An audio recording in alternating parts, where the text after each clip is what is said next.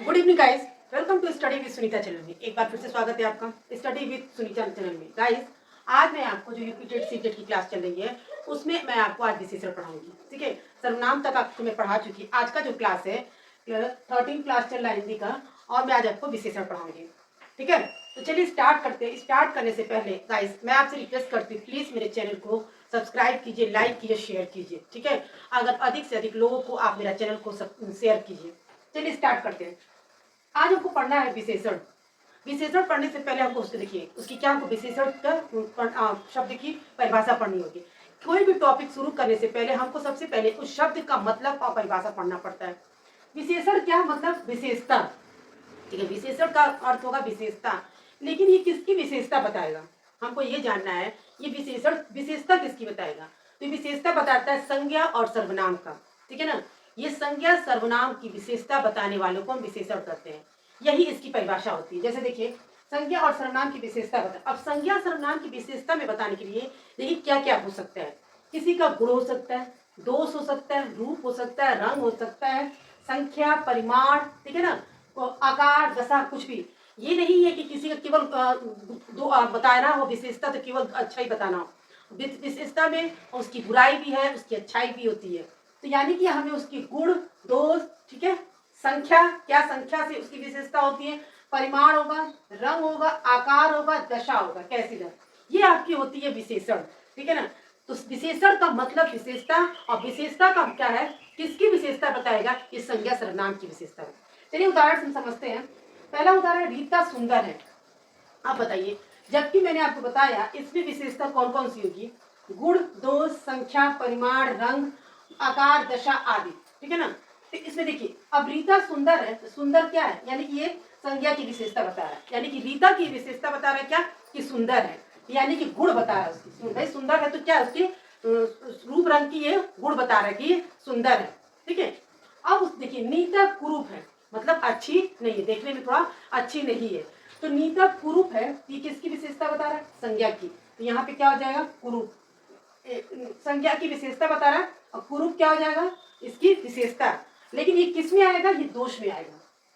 ठीक है ना, अब क्योंकि गुण तो है नहीं, अब किसी की मतलब अच्छाई नहीं बता रहा है ये उसकी, तो क्या बता रहा है? कुरूप है, मतलब सुंदर नहीं है। फिर थोड़ा पानी पी लो। ठीक है ना, अब थोड़ा पानी पी लो, ये थोड़ा क्या है? परिमाण में क्या बताया था? नापने तोलने वाली चीजें जो होती है, थोड़ा पानी पीने का मतलब हम क्वांटिटी में उसको देंगे, आधा गिलास पानी देंगे या उससे भी कम देंगे, और उससे कहेंगे हम कि थोड़ा पानी पी लो। हमने क्या बोला? थोड़ा पानी। तो वो नापने वाली चीज, यानी कि नाप ही नहीं देंगे उसको थोड़ा पानी। अगर 1 गिलास पानी देंगे, हम बोलेंगे 1 गिलास पानी पी लीजिए, तो मैंने 1 गिलास पानी तो मैंने संख्या बता दी है यहाँ पे। लेकिन यहाँ हमने क्या, थोड़ा पानी पी लो, इसका मतलब वो पानी क्वांटिटी में थोड़ा होगा। तो हमने कहा थोड़ा पानी, तो मतलब परिमाण नाप के मैंने दिया, तो वहां होगा परिमाण। फिर आता है 5 लड़के पढ़ रहे हैं। अब 5 लड़के पढ़ रहे हैं, इसका मतलब मैंने संख्या बता दिया कि क्या, कि 5 लड़के पढ़ रहे हैं। अब 5 बताया तो 5 ही लड़के पढ़ रहे हैं, तो ये क्या हो जाएगी आपकी संख्या में। ठीक है ना, उसके बाद कलम लाल है। अब इसका ये रंग बता रहा है, कलम का ये बता रहा है क्या? रंग लाल है। तो गाइस आपको ये समझ में आया होगा कि सर्वनाम की परिभाषा क्या है, कि जो संज्ञा और सर्वनाम की विशेषता बताए। उसके साथ साथ मैंने आपको ये भी बता दिया कि उस विशेषता में क्या हो सकता है, गुण भी हो सकता है, दो, परिमाण, संख्या, रंग, ये सब कुछ हो सकते हैं, और इसीलिए मैंने उदाहरण से बताया आपको। अब आगे हम पढ़ते विशेषण के भेद। तो विशेषण के भेद 4 होते हैं। कितने होते हैं? 4। पहला होता है संख्यावाचक, ठीक है ना, परिमाणवाचक, गुणवाचक, सार्वनामिक वाचक। ठीक है ना, अब देखिए, यानी संख्यावाचक विशेषण इसको बोलेंगे, परिमाणवाचक विशेषण, गुणवाचक, सार्वनामिक विशेषण। अब एक एक को हम उसकी परिभाषा उदाहरण से समझते, आपको अच्छे से समझ में आ जाएगा। देखिए, संख्यावाचक के भी 2 भेद होंगे। कौन कौन सा? निश्चित संख्यावाचक और अनिश्चित संख्यावाचक। देखिए, अगर उसी के 2 भेद हम अगर करके कैटेगराइज कर दें और बता दें, इसके भी 2 भेद होंगे, संख्या और निश्चित और अनिश्चित। लेकिन मैं आपको उदाहरण में ही ये बता दूंगी कि कौन सा निश्चित संख्यावाचक होगा और अनिश्चित संख्यावाचक। जिस विशेषण से संज्ञा संज्ञा की संख्या का बोध होता है, जैसा कि मैंने पहले भी बताया आपको, संख्या का बोध हो, ठीक है ना, वो निश्चित हो या अनिश्चित हो, ठीक है ना, तो क्या होगा? वो संख्यावाचक विशेषण। अब आपको ये समझना है कैसे निश्चित होगा, कैसे अनिश्चित हो। जैसे देखिए, 4 लड़के आ रहे हैं, कहीं से 4 लड़के आ रहे हैं, तो 4 मैंने जो संख्या बताई वो निश्चित संख्या है। तो 4, 5, 6, 7 ये सब जो संख्या है क्या है? आपका निश्चित संख्या में आएगा। जो भी आपके नंबर हैं वो सब आपके निश्चित में आएगा। कुछ लड़के जा रहे हैं, अब कुछ लड़के जा रहे हैं तो कुछ भी, जब हमको ये नहीं मैंने बताया है तो कुछ भी 4 जा रहे हैं, 5 जा रहे हैं, 10 जा रहे हैं कि कुछ लड़के जा रहे हैं, कुछ ये अनिश्चित में, कोई कब, सॉरी कुछ और कोई, ये सब का जो है ये सब क्या आपके आते हैं अनिश्चित में, मतलब आपकी संख्या का कोई पता ना हो जिसमें, ठीक है ना, वो आपके अनिश्चित में आता है। निश्चित में ठीक है ना क्या होगा, आपके संख्या का पता होगा, 4 5 6 7 जो भी संख्या होगी, जितने नंबर आते हैं सारे आपके निश्चित में आते हैं। जो नंबर अब जैसे नहीं है, जो आपको पता ही नहीं चलेगा कि ये कौन सी संख्या है, ठीक है, कुछ लड़के, कौन से लड़के, इस तरह का जो भी होगा आपके, वो सब आपके अनिश्चित में आते हैं। तो ये गाइस, ये था आपके विशेषण की परिभाषा और भेद। जिस में मैंने आपको संख्यावाचक विशेषण बताया, उसके बाद मैं आपको परिमाणवाचक विशेषण बताऊंगा।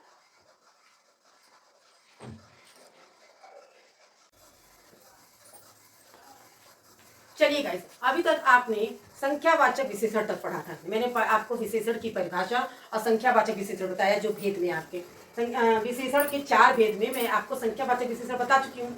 अब मैं आपको परिमाणवाचक विशेषण बताने जा रही हूँ, ठीक है। तो परिमाणवाचक से मतलब आपको बताया जा चुका है कि परिमाणवाचक से मतलब है कि नापना तौलना, ठीक है ना। इसमें नापने तौलने की जहां नापा तौला जाता है वही परिमाण। परिमाण से मतलब ये होता है नापना तौलना। इसमें भी निश्चित और अनिश्चित की बात है, ठीक है। इसको भी हम निश्चित, जाहिर सी बात है, नापेंगे तौलेंगे तो निश्चित मात्रा में भी अनिश्चित मात्रा में भी तौला जा सकता है। कैसे, देखिए परिभाषा, जो विशेषण वस्तु के परिमाण या मात्रा, ठीक है, निश्चित या अनिश्चित का बोध कराए, वो हम क्या कहते हैं, उसे परिमाणवाचक विशेषण। अब निश्चित संख्या में 2 लीटर, 4 मीटर, 5 मीटर, 10 लीटर ये हो सकता है। अगर मापेंगे, अगर हम किसी से कोई चीज मांग रहे हैं, अगर किसी दुकानदार से, तो हम क्या कहेंगे, 5 केजी चीनी दे दीजिए, ठीक है ना, 2 लीटर दूध दे दीजिए। तो जो मैंने संख्या बताया है वो निश्चित रूप में बताया है कि मुझे 2 5, तो अगर हम 2 लीटर दूध मांगेंगे तो अगला हमको 2 ही लीटर दूध देगा। 5 केजी अगर चीनी मांगेंगे तो 5 केजी, क्योंकि मैंने निश्चित संख्या का बोध किया। अनिश्चित में क्या हो सकता है, थोड़ा, बहुत, कुछ, कम, सारा, पूरा, इतना, उतना, जितना, कितना।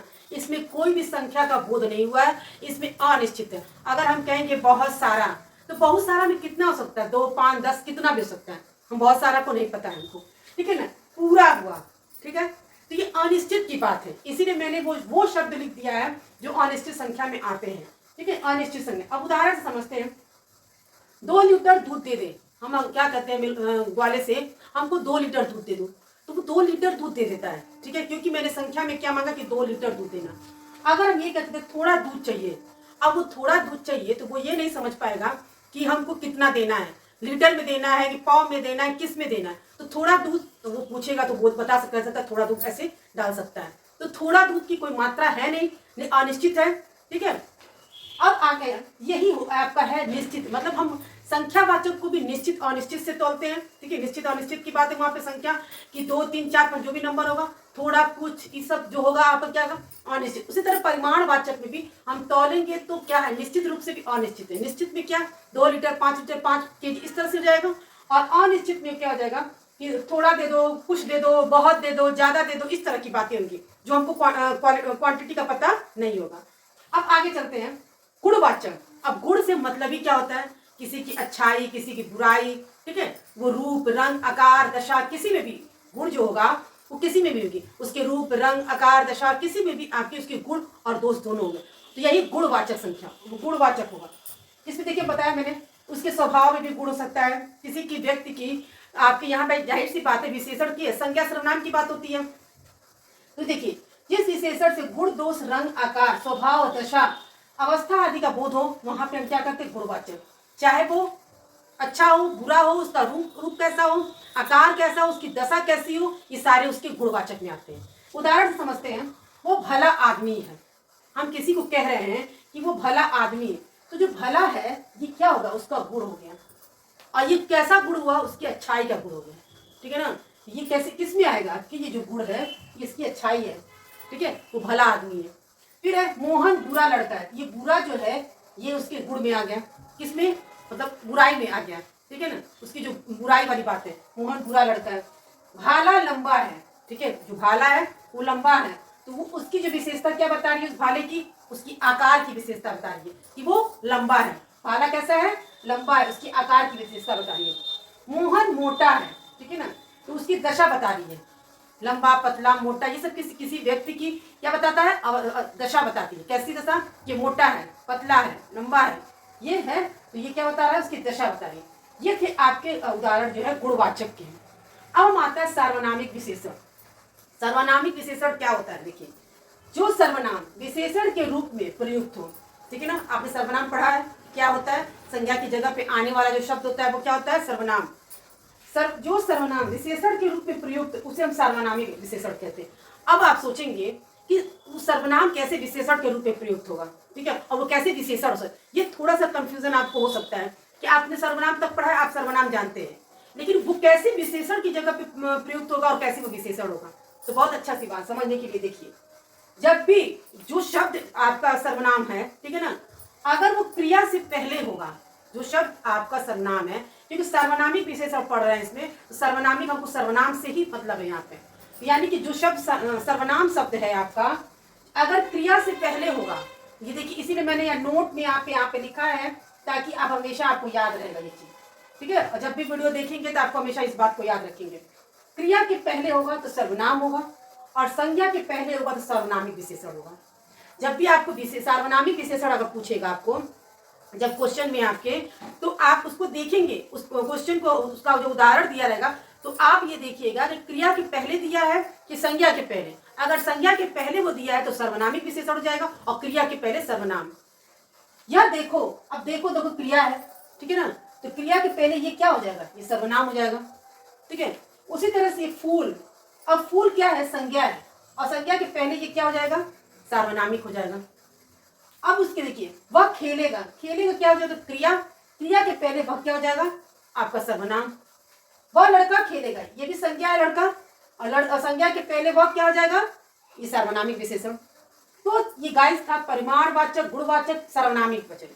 लेकिन मैं आपको एक बार अच्छे से फिर से बताती हूँ। देखिए, परिमाणवाचक विशेषण से क्या मतलब है। परिमाणवाचक विशेषण आपका नापने, देखिए मैं आपको इतने छोटे में और बहुत मतलब आसान तरीकों से बता रही हूँ कि आपको हमेशा समझ में आ भी जाएगा और हमेशा के लिए आपको याद हो जाएगा। बहुत बड़ा बड़ा टिप्स बताने के से और उससे अच्छा है कि मैं आपको ऐसे तरीके से बता रही हूँ कि आपको एकदम बिल्कुल अच्छे से याद हो जाएगा। परिमाणवाचक, बस इतना समझ लीजिए कि परिमाणवाचक क्या होता है, नापना तोलना, ठीक है। अब नापना तोलने की चीजें क्या हो सकती है, वो संख्या में आपकी निश्चित में भी हो सकती है, अनिश्चित में। अब आप ये सोचिएगा निश्चित और अनिश्चित क्या होता है, तो निश्चित भाई जितने नंबर्स होते हैं, माने 2 लीटर 5 लीटर जो भी हो गया आपके नंबर, आपके निश्चित हो जाएगा। और अनिश्चित में बहुत, थोड़ा, कुछ, ज्यादा, इतना, उतना, ये सब जो होते हैं आपके अनिश्चित में होते हैं। जैसा कि आपने उदाहरण में देखा है, 2 लीटर दूध दे दो, थोड़ा दूध चाहिए, इससे तो आपकी निश्चित का वो पता चलता है, बट इससे आपके निश्चित का नहीं पता चलता, ये अनिश्चित हो गया। गुणवाचक में क्या था भाई, जिस विषय क्या है आपके गुण, दोष, ठीक है ना, दशा, आकार, जो की विशेषता बताना। भाई किसकी विशेषता, संज्ञा सर्वनाम की तो विशेषता बताए, जो संज्ञा होगा या सर्वनाम होगा, या तो उसका गुण होगा, दोष होगा, दशा, आकार, जो भी कुछ होगा उसकी विशेषता बताएगा। अब वह भला आदमी है, तो वह क्या है, वो यहाँ सर्वनाम की विशेषता बता रहा है कि वह भला आदमी है, तो भला उसके गुण हो जाएगा। मोहन बुरा लड़का है, तो मोहन क्या है, संज्ञा है, अब संज्ञा की विशेषता क्या बता रहा है, बुरा लड़का है, इसके गुण में आ जाएगा। भाला लंबा है, तो भाला क्या है, संज्ञा है आपका, और लंबा बता रहा आकार है इसका, ठीक है। मोहन मोटा है, ठीक है, मोहन संज्ञा है और संज्ञा की विशेषता बता रहा मोटा है, यानी कि उसकी दशा बता रहा है। अब आता है सर्वनामिक विशेषण। सर्वनामिक विशेषण सर्वनाम से संबंधित है, यहाँ सर्वनाम की ही बात होगी, जो सर्वनाम विशेषण के रूप में प्रयुक्त होगा। तो लेकिन आप ये सोचेंगे विशेषण हम पढ़ रहे हैं, यहाँ सर्वनाम की बात, सर्वनामिक यानी कि सर्वनाम, तो यहाँ विशेषण से कैसे प्रयुक्त होगा, आपको ये पहचानना होगा जो सर्वनाम है कहाँ विशेष सार्वनामिक होगा और कहाँ पे सर्वनाम होगा। बहुत इजी है, क्या क्रिया से जब पहले सर्वनाम आएगा तो आपका क्या हो जाएगा, सर्वनाम, और संज्ञा के पहले अगर सर्वनाम आएगा तो सार्वनामिक। उदाहरण से आपने समझा भी, देखो क्रिया है, तो यह सर्वनाम है, ये क्या हो जाएगा आपका सर्वनाम। और फूल जो है संज्ञा है, संज्ञा के पहले ये सर्वनाम आया तो सार्वनामिक हो जाएगा। खेलेगा क्रिया है, उसके पहले वह सर्वनाम आया तो क्या हो जाएगा, सर्वनाम। और लड़का संज्ञा है, संज्ञा के पहले सर्वनाम आया तो क्या हो जाएगा, सार्वनामिक। मैंने बहुत अच्छे तरीके से, बहुत इजी तरीके से मैंने आपको ये विशेषण पढ़ाया है, और मैं उम्मीद करती हूँ कि आपको बहुत अच्छे से समझ में आया। ये प्रश्न कहीं से कैसे भी पूछेगा, आप अच्छे से कर सकते हो, ठीक है गाइज। तो मिलते हैं नेक्स्ट वीडियो में।